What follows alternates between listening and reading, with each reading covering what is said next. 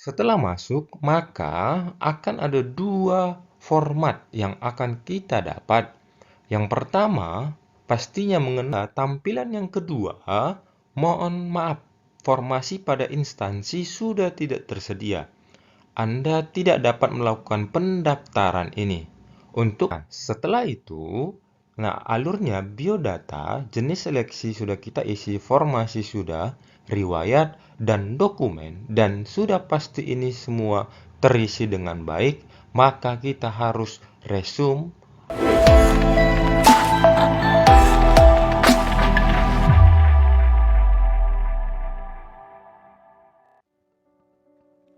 Halo para sobat semuanya, apa kabarnya? Setelah mendapat informasi bahwa kita sekarang sudah bisa login di SSCASN 2022 untuk pendaftaran atau pelamaran seleksi P3K 2022. Pastinya melalui website resmi SSCASN BKN Republik Indonesia. Tetap dukung channel ini agar semakin semangat untuk berbagi info-info lainnya. Dan bagi teman-teman yang baru singgah dan lihat channel ini, jangan lupa klik tombol like, lonceng, dan subscribe-nya agar tidak ketinggalan info-info lainnya. Sebelumnya, sudah kita ketahui jadwal kegiatan seleksi P3K 2022. Pastinya teman-teman sekalian dan Bapak Ibu sekalian sudah mengetahui jadwal kegiatannya. Yang awal, pengumuman seleksi tanggal 31 Oktober 2022 untuk hari ini. Selanjutnya, pendaftaran seleksi untuk semua pelamar. Pengumuman mendapatkan penempatan bagi P1 tanggal 31 Oktober sampai dengan 13 November 2022. Nah, diingatkan kembali sampai dengan 13 November 2022 bagi penempatan P1. Oke, selanjutnya seleksi administrasi sampai dengan usul penetapan NIP3K tanggal 7 sampai dengan 31 Maret 2023. Nah, dari jadwal kegiatan ini, teman-teman sekalian atau Bapak Ibu sekalian persiapkan berkas atau dokumen untuk pelamaran P3K tahun 2022 ini.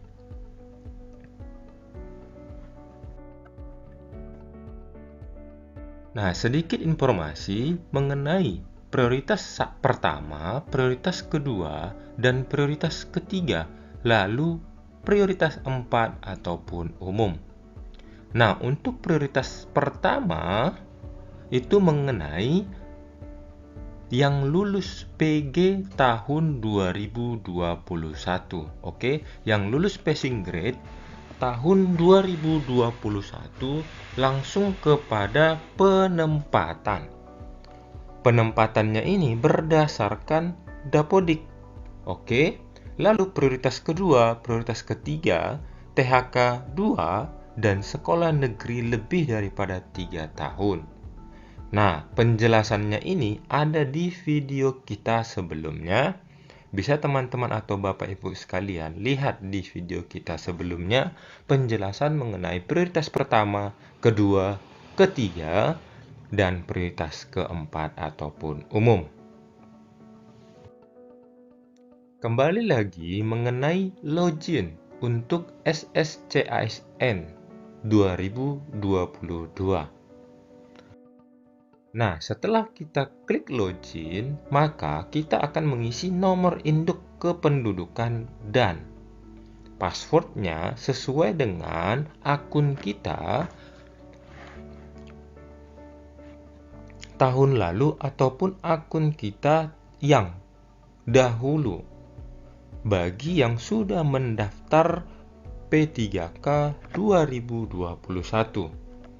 Masukkan nomor induk kependudukan dan passwordnya, lalu klik masuk. Setelah masuk, maka akan ada dua format yang akan kita dapat. Yang pertama, pastinya mengenai data Dapodik kita, dan kita masuk prioritas pertama, nama sekolah, instansi, jabatan, prodi pada Dapodik, lalu pendidikan. Nah, ini kita pilih pendidikan kita berdasarkan prodi pada Dapodik ataupun ijazah kita. Pastinya dari tampilan ini, maka kita akan memilih pendidikan guru sekolah dasar. Nah, ini yang terpenting dan yang kita tunggu-tunggu, teman-teman sekalian. Anda mendapatkan penempatan atau lokasi penempatan Anda akan ditetapkan pada saat pengumuman. Nah, ini format yang pertama, mendapatkan penempatan.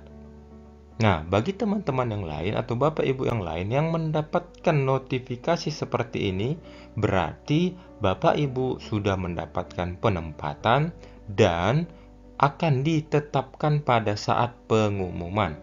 Selamat bagi teman-teman sekalian atau Bapak Ibu sekalian. Nah, jika tampilan yang kedua, mohon maaf, formasi pada instansi sudah tidak tersedia. Anda tidak dapat melakukan pendaftaran ini. Untuk keterangan lebih lanjut, silakan kunjungan helpdesk atau call center. Oke, ini format yang kedua. Formasi pada instansi sudah tidak tersedia. Nah, kita tunggu informasi selanjutnya mengenai format yang kedua ini. Oke, tetap semangat, berdoa agar ini berubah menjadi format yang pertama dan mendapatkan penempatan. Nah, kembali lagi mengenai yang mendapatkan penempatan. Oke, Anda mendapatkan penempatan, lokasi penempatan Anda akan ditetapkan pada saat pengumuman. Nah, selanjutnya mengenai jenis seleksi pastinya P3K guru, lalu pendidikan, nomor ijazah, tanggal ijazah, nama perguruan tinggi ataupun sekolah asal kita. Ingat, batas akhir pendaftaran instansi 13 bulan 11 2022 pukul 23.59. Oke, harap akhiri pendaftaran sebelum waktu yang tertera.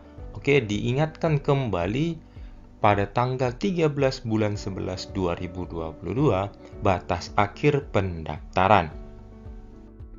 Selanjutnya, pengisian riwayat. Nah, ini mengenai deskripsi diri. Oke, silahkan deskripsikan diri Anda ke dalam sebuah esai yang menggambarkan Anda dalam bidang pekerjaan dalam kehidupan bermasyarakat. Nah, di sini ceritakan mengenai pengalaman Bapak Ibu ke dalam sebuah esai. Dalam kehidupan bermasyarakat maksimal 3.000 karakter.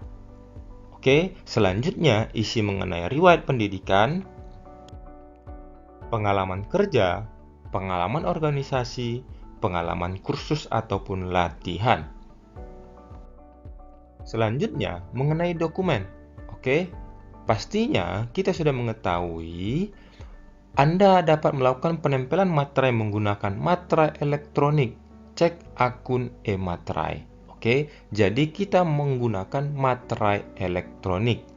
Lalu, pastikan nama file tidak lebih dari 100 karakter, lalu jenis dokumen, status, lalu aksi.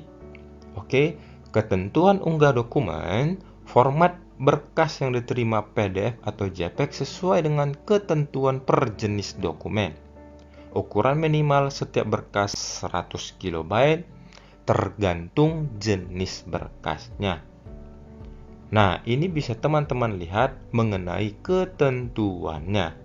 Setelah itu, cetak akun informasi akun atau cetak kartu informasi akun setelah kita mengisi dokumen teman-teman atau Bapak Ibu sekalian.